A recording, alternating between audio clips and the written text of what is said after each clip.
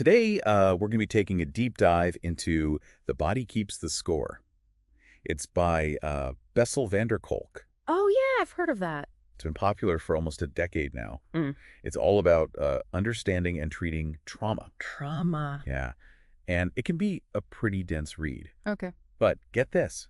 It's been on the New York Times bestseller list for over 150 weeks. Wow. It even hit #1 for a while back in 2021. That's pretty impressive. It really is. It's clearly struck a chord with a lot of people. So to help us unpack this book and the science behind it all, I've invited an expert to join us. Thanks for having me. I think it's interesting to think about why this book is still so popular. You know, it seems to have come out at a time when we're all a lot more open to talking about trauma. Right. And I think that's thanks in part to movements like #MeToo and Black Lives Matter. Okay, so before we get into all that, maybe we should start with the basics. What exactly is trauma? And, how has our understanding of it changed over the years? Well, traditionally, we used to think of trauma as just these big, huge, life-threatening events like war or natural disaster. Like the big T traumas. Yeah, exactly. But van der Kolk argues that trauma can be so much broader than that. He really wants us to think about the impact of little t traumas, too. Little t. Yeah.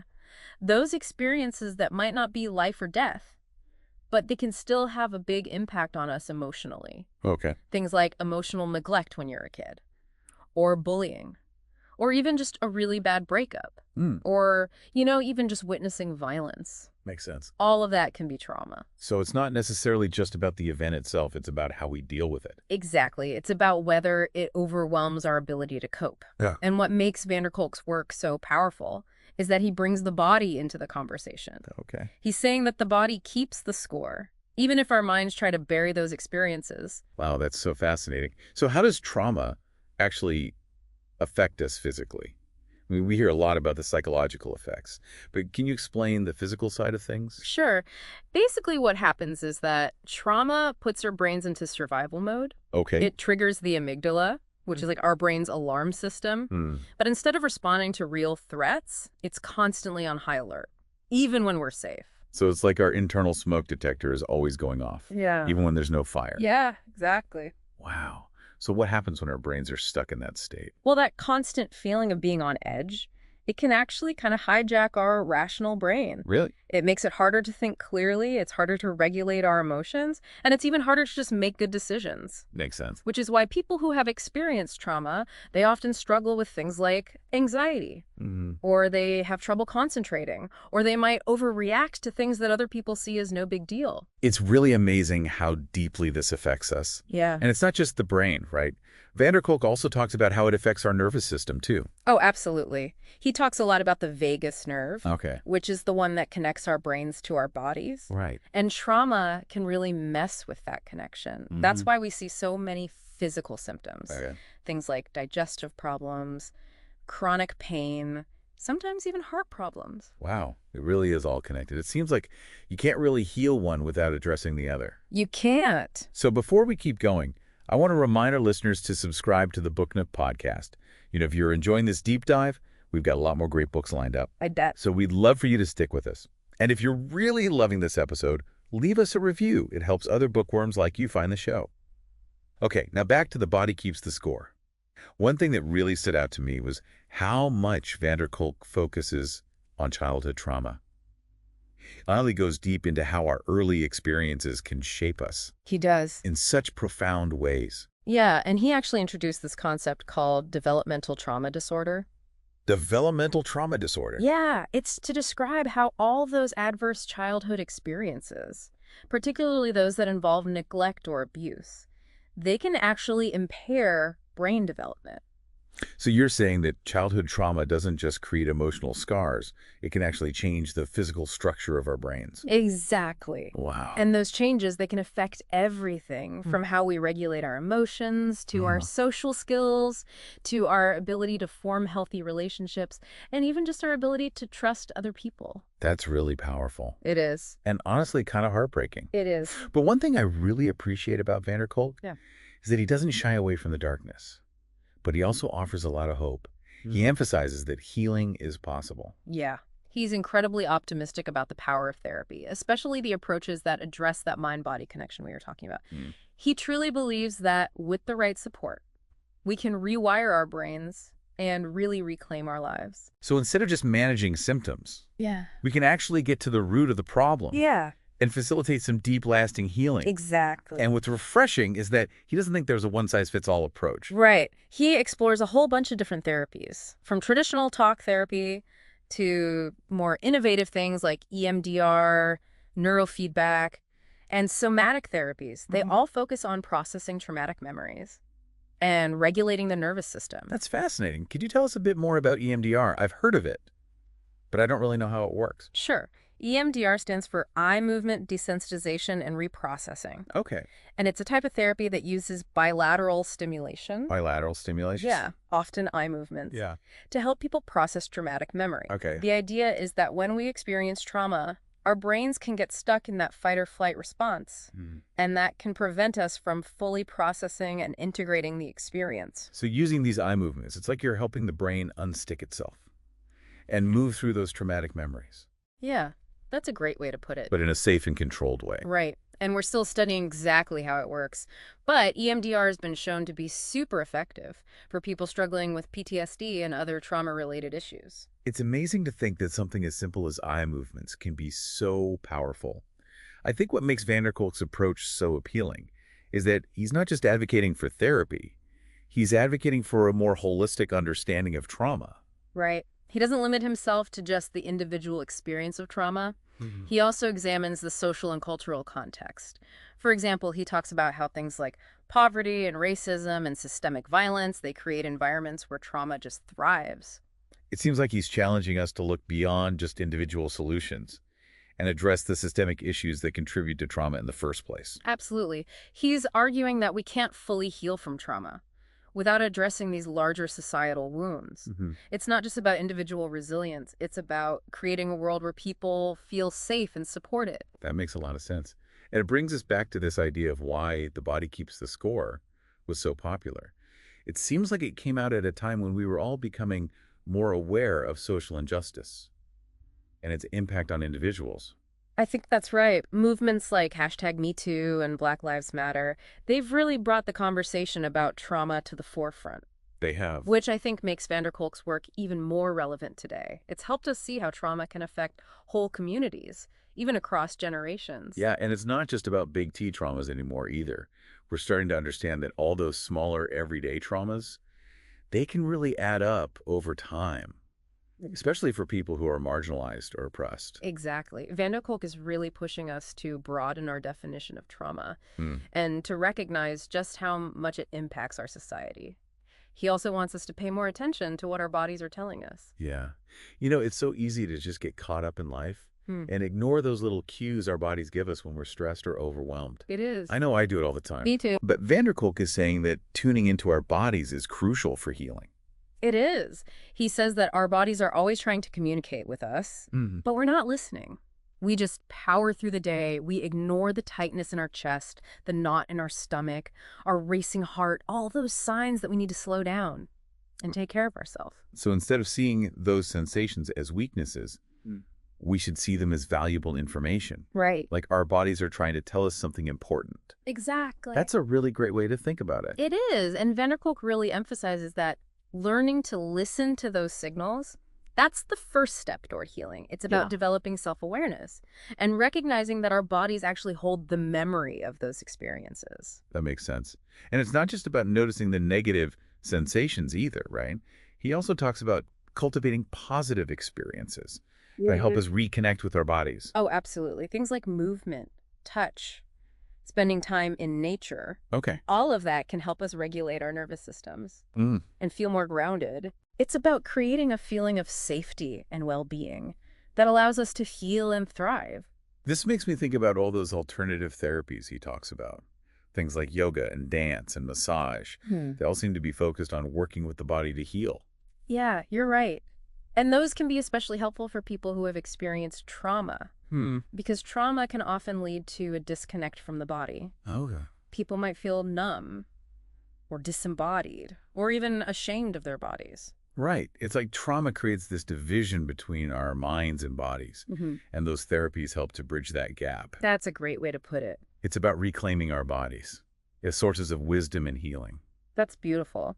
And Kolk argues that one of the most powerful ways to reconnect with our bodies is through mindful movement. Okay. He's a big fan of yoga and other somatic practices that help us become aware of our sensations and learn to regulate our nervous systems.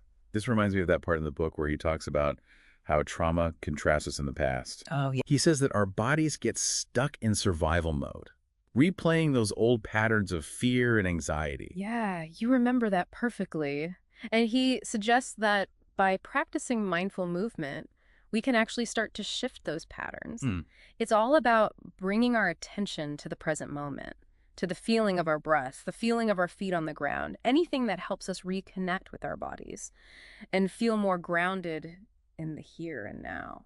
It's almost like we're retraining our bodies to feel safe, to experience pleasure, to move beyond that constant state of alert. Exactly. And, it's not just about physical movement. Kolk also talks about the importance of emotional expression. He does. He says that trauma can often leave us feeling disconnected from our emotions, either totally numb or completely overwhelmed. He does. And he makes a really strong case for finding healthy ways to express those emotions, whether it's talking to a therapist, journaling, creating art, or just spending time in nature. The key is to find what works for you. Okay. And to create a safe space where you can let those emotions flow without judgment. It's about giving ourselves permission to feel, to grieve, to rage, to do whatever our bodies need to do to release those pent-up emotions. Exactly. And it's not always pretty or comfortable. It isn't. But it's necessary. It is. And Kolk is very clear that healing from trauma isn't a quick fix. He is. It's a journey. It is. And it often involves facing some pretty difficult emotions. It does. But he also says we don't have to do it alone. Right. There are so many resources out there to support us. There are. From therapists and support groups to mindfulness practices and creative outlets. Exactly. It's about finding what feels safe and empowering. And I think that's one of the most hopeful messages of this book. It reminds us that even though trauma can have a huge impact on our lives, Right. we still have the power to heal. We do. And to reclaim our wholeness. Absolutely. And Kolk also highlights the importance of creating a more trauma-informed society. Okay. He calls for systemic changes to address the root causes of trauma and foster environments where people can thrive. That's a powerful vision. It's inspiring to see how many people are embracing this message and working to create a more compassionate and just world. It is. So before we wrap up this discussion, I want to remind everyone listening, if you're finding this deep dive into The Body Keeps the Score helpful, subscribe to the Book Nook podcast for more insightful conversations about books that matter. And if you're enjoying this episode, please leave us a review and share it with anyone else who might be interested. Okay, now let's dive back into the book. One of the things that really stuck with me was his discussion of how trauma can affect our ability to use language. He says that sometimes words just aren't enough to express what we've been through. That's so true. Trauma can be pre-verbal, meaning it happened before we even had the words to describe it. Right. Or sometimes it's just so overwhelming Right. that it's beyond our ability to put it into words. So how do we even begin to process those experiences if talking about them isn't enough? Well, that's where those alternative therapies come in. They offer ways to access and process trauma that go beyond language. Kolk talks about how things like movement or art, music, even just spending time in nature, all of that can help us express and release what we're holding inside. It's like we're finding other languages to tell our stories. Yeah.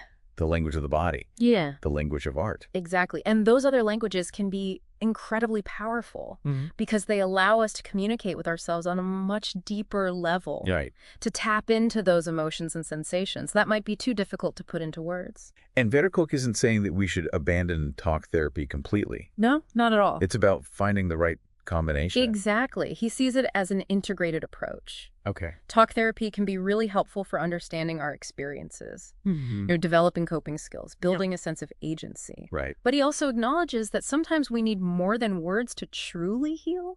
This makes me think about his discussion of how trauma disrupts our connection to our bodies. It's like we become disembodied, disconnected from our physical selves. That's a very common experience for trauma survivors. Is it? Yeah, it's a way of coping with all that pain and fear. But it also prevents us from fully experiencing life. Right. The joy, the pleasure, the connection, all of that's available to us when we're truly embodied. So these alternative therapies, these other languages, are almost like a way of coming back into our bodies, reclaiming them as safe and valuable spaces. Beautifully said. And I think that's one of the most empowering messages of the body keeps the score. It's recognizing that even though trauma can leave these deep wounds, we still have the capacity to heal. We do. To reconnect with our bodies and to rewrite our narratives. That brings us back to the title of the book, The Body Keeps the Score. It's a powerful reminder that our experiences, especially the traumatic ones, they don't just go away, they leave a mark. And that mark isn't just in our minds, it's in our bodies too. Our cells actually hold the memory of what we've been through. And until we address that, true healing is going to be really difficult. This makes me think about the power of touch and how it can be both healing and triggering for trauma survivors.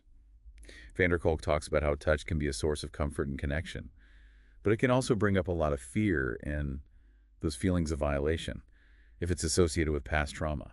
That's a really important point. He emphasizes the importance of respecting boundaries. Right. And understanding that what feels safe for one person might be really triggering for someone else. Absolutely. It's all about creating that environment of trust and respect. Yeah. Where people can explore their relationship with touch at their own pace. This idea of creating a safe space, it seems to come up a lot in the book. It does. It's about finding those environments, those relationships, those practices that allow us to feel secure enough to begin to heal. And that sense of safety is essential for regulating the nervous system, which is often totally out of whack after trauma. When we feel safe, our bodies can finally start to relax, let go of that fear and hypervigilance. It's like we're teaching our bodies to feel safe again. Exactly. And that can take a lot of time and patience. It can. And compassion. It does. And one of the things I really like about Kolk's approach is that he's honest about how difficult it is to heal from trauma.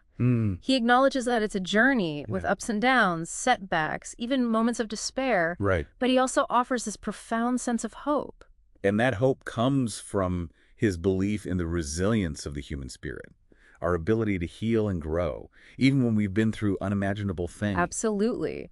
He doesn't shy away from the darkness of trauma, but he also shows us the possibility of transformation. Right. And I think that's what resonates with so many people. It's not just a book about trauma, it's a book about healing, about hope, about the incredible power of the human spirit. And you know what's so inspiring? Yeah. Is that even though The Body Keeps the Score goes into some really heavy stuff, Right.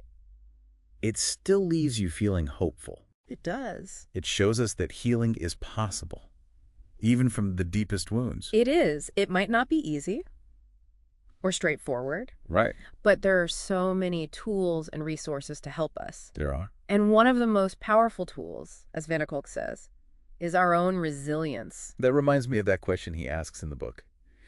If our bodies keep the score of our experiences, what can we do to rewrite the narrative and create a more positive and resilient future? That's a great question. It really is. It's an invitation to think about our own experiences and explore all the different ways we can heal. And speaking of exploring, we hope you've enjoyed this deep dive into The Body Keeps the Score. If you're interested in reading the book yourself, you can find a link in the episode description. And as always, don't forget to subscribe to the Book Nook podcast for more conversations about books that matter. Thanks for joining us in the Book Nook, and we'll see you next time. There's another thing I wanted to touch on. Kolk talks about how trauma can change how we feel safe. Like it can affect our ability to trust and even make it hard to connect with other people. Oh yeah, that's definitely something I see in my work. Really? Trauma can really shake our sense of safety and security. It makes sense. And that can make it really hard to build healthy relationships. Right, because if you don't feel safe, it's hard to let people in. Exactly. But Kolk also talks about how healing those relationships can actually be a key part of healing from trauma. It can be. He talks about the importance of finding safe and supportive people. Okay. People who can help us feel seen and heard and understood. So it's not just about the therapy itself. It's about the connections we make. It's both. It's about having people in our lives who can help us regulate our nervous system. People who can help us feel grounded and connected. And I think that's such an important message, because so often when we're struggling with trauma, we isolate ourselves. We do. We push people away. We think we have to do it alone. But Kolk is saying that's not true. It's not. Connection is crucial. It is. And it's not just about connecting with other people either. He also talks about the importance of connecting with ourselves. What do you mean? Learning to listen to our bodies, tuning into our emotions, and really cultivating that sense of self-compassion. So it's like we're rebuilding that trust, not just with others, but with ourselves too. Exactly. You know, one of the things that really struck me about The Body Keeps the Score was how much it emphasizes the importance of mindfulness. Yeah. He talks a lot about how mindfulness practices can help us regulate our emotions, manage stress, and even heal from trauma. Mindfulness can be incredibly powerful. It can. It helps us become more aware of our thoughts and feelings and sensations without getting caught up in them. So it's like we're creating some space between ourselves and our experiences. Right. And that space allows us to choose how we respond instead of just reacting automatically. And that can be a game changer for trauma survivors, because so often trauma leaves us feeling like we're at the mercy of our emotions. It does. Like we're constantly being triggered and reacting in ways that we don't want to. Exactly. But mindfulness gives us the power to step back, to observe those thoughts and feelings, and to make a conscious choice about how we want to respond. And that's where the healing begins. That's where the real change happens. It is. You know, Yeah. I think what makes The Body Keeps the Score such an important book is that it gives us a new way of understanding trauma. It shows us that trauma isn't just a psychological issue. Yeah. It's a physiological issue, too. It's a whole body experience. It is. And it requires a whole body approach to healing. And it also gives us hope. It does. It shows us that healing is possible, It is. even when we've been through really difficult things. Yeah. It might not be easy, but we're not alone. And we have the power to heal. We do. That was a fantastic discussion. Thank you so much for joining me today. It was my pleasure. I think we've only just scratched the surface of this incredibly important book, but I hope this deep dive has been helpful for our listeners. If you're interested in learning more about The Body Keeps the Score, you can find a link to purchase the book in the episode description. And of course, don't forget to subscribe to the Book Nook podcast for more conversations about books that matter. Thanks for listening.